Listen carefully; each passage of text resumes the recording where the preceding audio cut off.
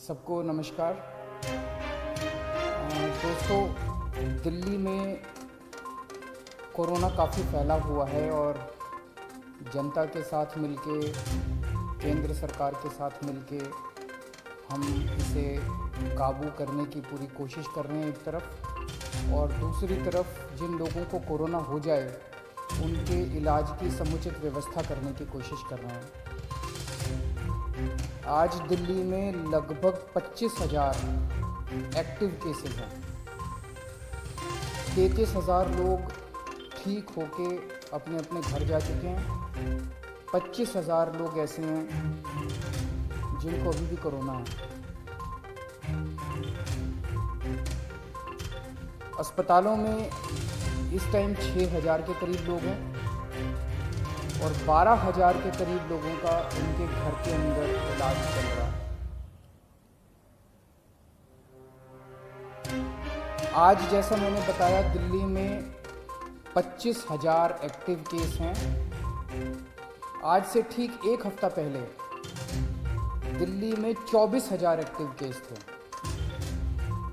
एक हफ्ते के अंदर केवल 1,000 एक्टिव केस बढ़े। इसका मतलब लगभग जितने लोग बीमार ठीक हो रहे हैं उतने ही लोग बीमार हो रहे हैं। एक तरह से फ़िलहाल ऐसा लगता है कि थोड़ा सा स्टेबलाइज हो रहा है। पिछले दिनों में हमने टेस्टिंग बहुत बड़े स्तर पे टेस्टिंग 3 गुना कर दी है। 3 गुना से भी ज़्यादा हमने टेस्टिंग कर दी है। बीच में लोगों को अपना टेस्ट कराने में दिक्कत आ रही थी। मैं समझता हूं कि अब आपको टेस्ट कराने में दिक्कत नहीं आ रही होगी।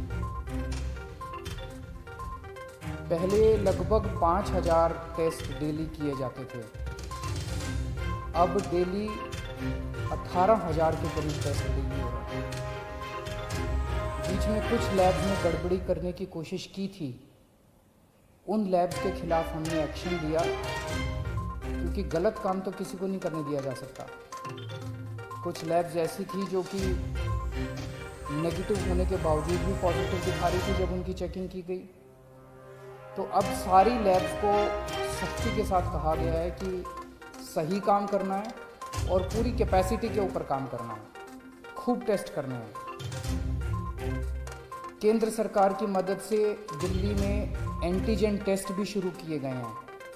एंटीजन टेस्ट रैपिड टेस्ट होता है, 15 मिनट में, आधे घंटे में पता चल जाता है। तो इस टाइम दिल्ली के अंदर लगभग 18,000 टेस्ट डेली हो रहे हैं। मैं समझता हूं कि अब आपको अपनी टेस्टिंग कराने में कोई दिक्कत नहीं आएगी। जिन लोगों का इलाज हम घर पे करते हैं, जो लोग माइल्ड होते हैं, कम बुखार है, थोड़ी सी खांसी है या कोई सिम्टम नहीं है, ऐसे लोगों का इलाज उनके घर में ही रह के किया जाता है। उसमें हम डेली, हमारी टीम उनको फ़ोन करती है, उनसे हालचाल पूछती है, बुखार तो नहीं हुआ, और उनको एडवाइस देती है कि क्या क्या करना है। अब हम इसमें कोरोना में हमने देखा कि एक ही चीज़ की समस्या सबसे ज़्यादा होती है कि मरीज का ऑक्सीजन लेवल गिर जाता है, मरीज को सांस लेने में तकलीफ होती है, मरीज को ब्रेथलेसनेस होती है और मरीज को तुरंत ऑक्सीजन देने की ज़रूरत पड़ती है।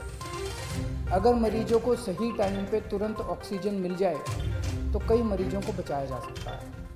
तो इसके लिए अब हमने क्या किया है कि जितने अब होम क्वारंटाइन के केसेस होंगे, होम आइसोलेशन के, दिल्ली सरकार हर होम आइसोलेशन वाले केस को एक ऑक्सी पल्स मीटर देगी। आप उस पल्स मीटर को अपने घर रखिए, जब आप ठीक हो जाए सरकार को वापस कर दीजिए 10 दिन के बाद। उस पल्स मीटर से आप हर घंटे में, 2 घंटे में आप अपनी ऑक्सीजन नापते रहिए। अगर आपकी ऑक्सीजन कम होती है, हम आपको एक फ़ोन नंबर दे देंगे, उस पर फ़ोन कर दीजिएगा। हर डिस्ट्रिक्ट में हम ऑक्सीजन के कॉन्सेंट्रेटर रखते हैं। तुरंत हमारी टीम कॉन्सेंट्रेटर लेके पहुंच जाएगी जल्द से जल्द, और आपको तुरंत आपके घर में ऑक्सीजन दे दी जाएगी, और अगर ज़रूरत पड़ेगी तो आपको अस्पताल में शिफ्ट कर दिया जाएगा। कई बार हमने देखा है कि ऑक्सीजन तुरंत न मिलने की वजह से अस्पताल में शिफ्ट करने तक इतने में ही कई बार मरीज कभी कभी कोलैप्स कर जाता है।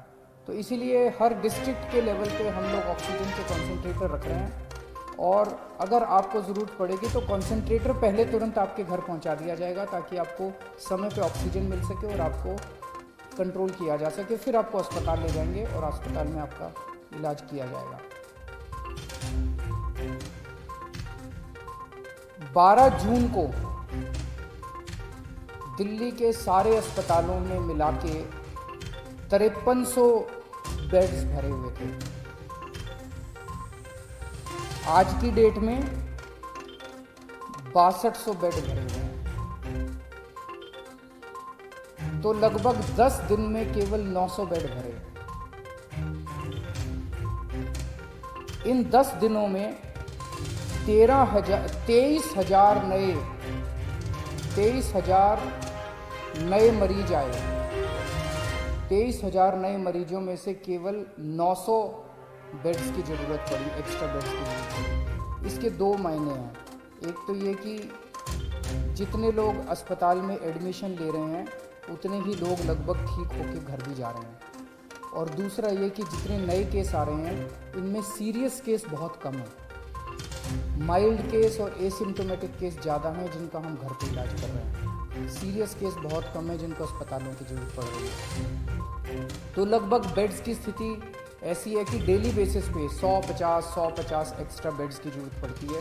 उतने बड़े स्केल के ऊपर बेड्स की फ़िलहाल ज़रूरत नहीं पड़ रही है, लेकिन फिर भी हम हाथ पे हाथ रख के नहीं बैठे।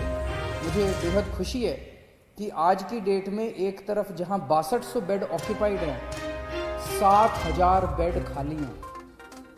बीच में थोड़ी सी बेड की मारामारी हुई थी, लेकिन हमने युद्ध स्तर के ऊपर सारे अस्पतालों से बात करके सरकारी अस्पतालों में, प्राइवेट अस्पतालों में आपके लिए बेड्स का इंतज़ाम किया है।